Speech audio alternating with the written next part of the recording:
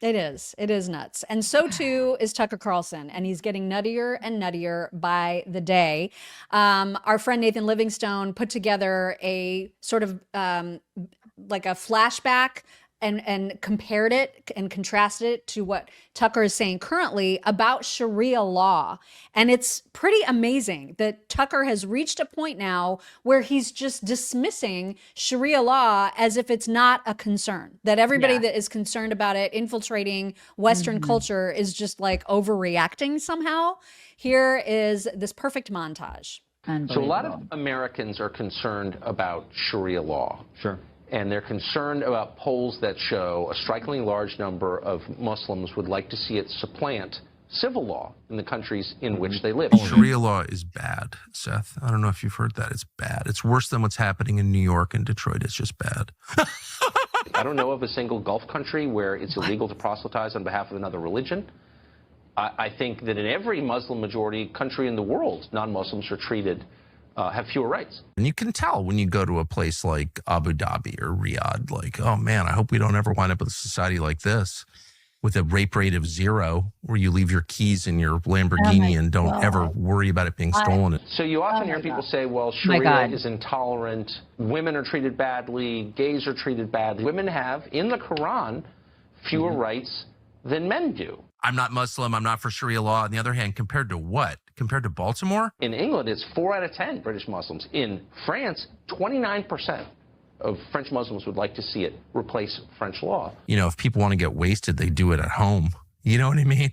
Yeah, I don't. Boy, I hope we don't wind up with that. But I've seen a bunch of polls like this that show that the attitudes of faithful Muslims are not Western at all, and that they include a tolerance of violence you don't find among, say, Presbyterians or Jews. You know, shut up.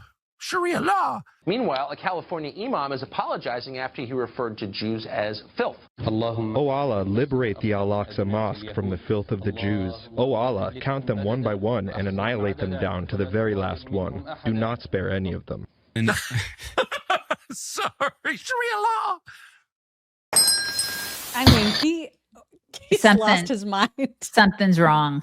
Something's wrong. Something is wrong. And again, he's just like Candace. He's sort of one of these people where you're like, okay, like he can't get worse, right? And then he does. Just yesterday, he had on a guy, I'm not familiar with him. His name is Dave Collum, who suggested, and Tucker nodded right along, that maybe America should have sided in World War II with Hitler. And it's this all revisionist history of World War II. And you go, well, why would you want to read that? Well, it turns out, I think the story we got about World War II is all wrong. Actually. I think that's right.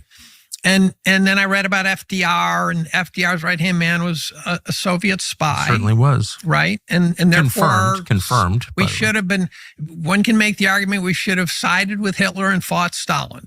Oh my God. I mean, it's gotten out of control. Out of control. Oh my God. Yeah. Yeah.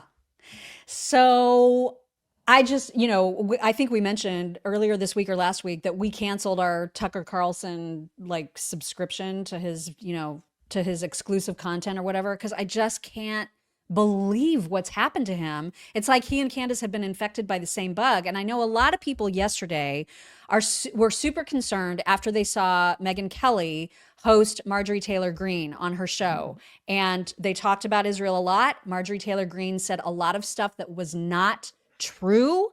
And Megyn did not push back. So I only saw 15 minutes of the show. And I don't want to make a sweeping judgment that Megyn is falling into the same trap because it's too early and I haven't seen the whole show to be able to feel like I can say that. But I'm seeing a pattern.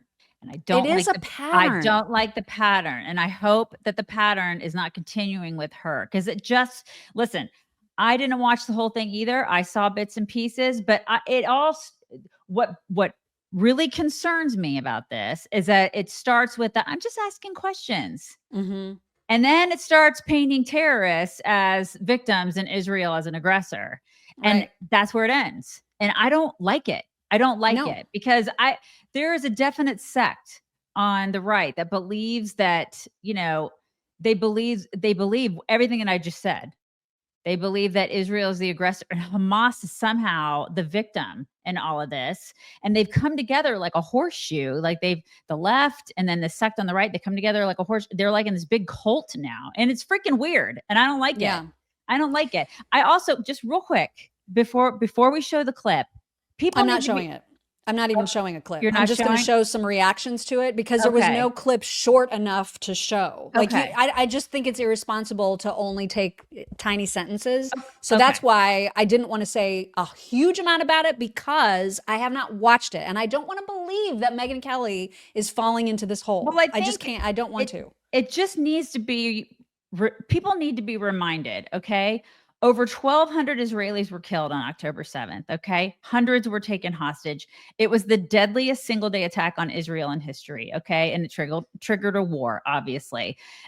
Just everybody needs to remember 37 minors died, including 2 babies, all right? A 9-month-old was shot in a shelter. A 2-year-old and his 5-year-old twin sisters were burned alive, all right? There are still hostages right now. There are 50 still there. We don't know if they're dead or alive, but there are 50 people still being held hostage. What about those people?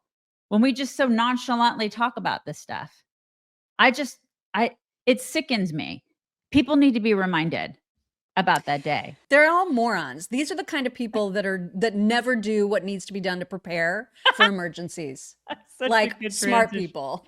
Right, you guys. I'm so worried about Mock and hurricanes. You have no idea. I'm pretty worried too. I don't like it. You got to come to my house. Ron's going to stick around with all the Ready Wise food, and then she's going to come to my house. That's what's going to happen because he's crazy and she's not. Okay. But I'm bringing the banana chips with me. That's true. You bring the banana chips here and we'll sit and eat them while we worry about Ron. That's what's going to happen.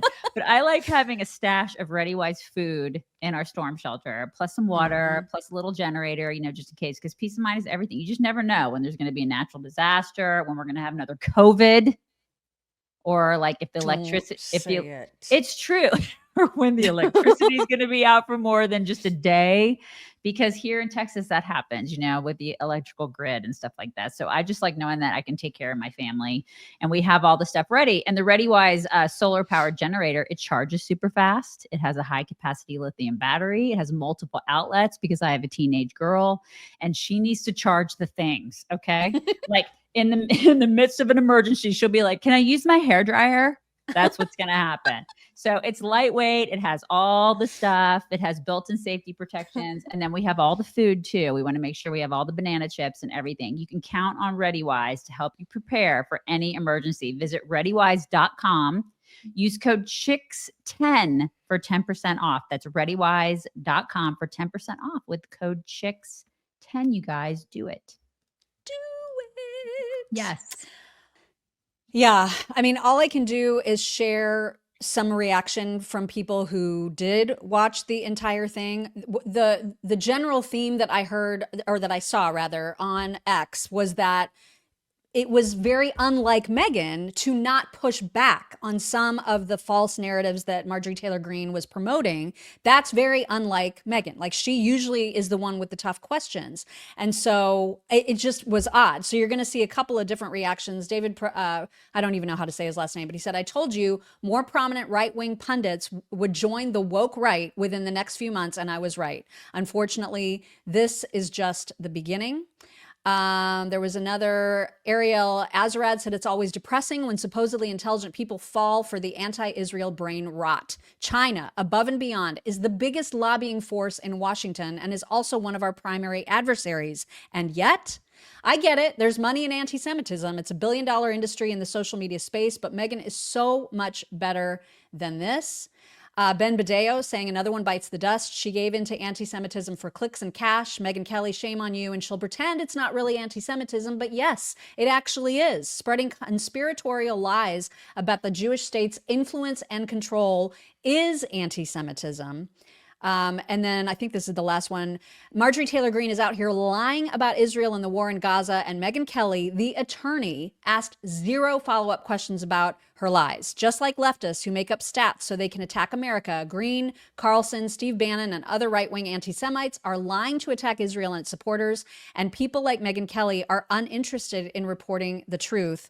Welcome to Al Jazeera West. Oh, and then there was actually two more. One from Gary Stute, who said, just a short time between Megyn asking questions of Marjorie Taylor Greene and then interviewing Nick Fuentes and Tucker Carlson. She already does interview Tucker. They're actually very close. She's about to go full woke right, R.I.P. Megyn Kelly show. And the Misfit Patriot said, I ignored the signs with Candace. I ignored the signs with Tucker, but I am not ignoring the signs with Megyn Kelly. I really hope she changes course, because this mind virus of being anti-Israel is a psyop that's infecting so many people that I used to respect and listen to. Yeah, it's a pattern. You know what I mean? I look at patterns in people. I'm not saying that she's gonna, but I'm watching.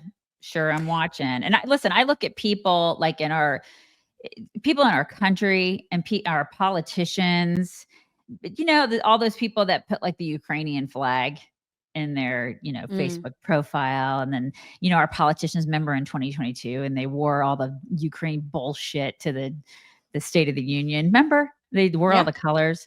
It's just so interesting to me, because like Israel, like they're still hostages. You see anybody doing that for Israel? No, because it's the Jews. It's ridiculous. You know what I mean? It's like, there's such a dichotomy there. There is such a weird mess up.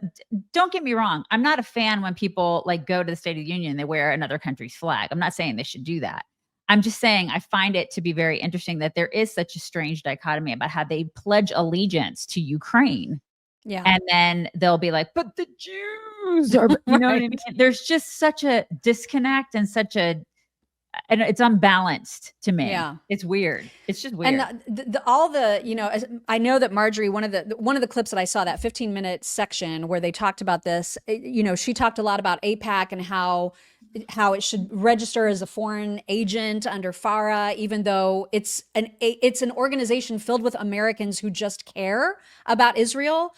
And so it's not a foreign agent. There's no reason for it to register. And there are other countries who spend billions more dollars lobbying than AIPAC. And yet they always point to that as being this horrible agency, because they have the audacity to pay for freshman congresspeople to visit Israel, to see for themselves what it's all about.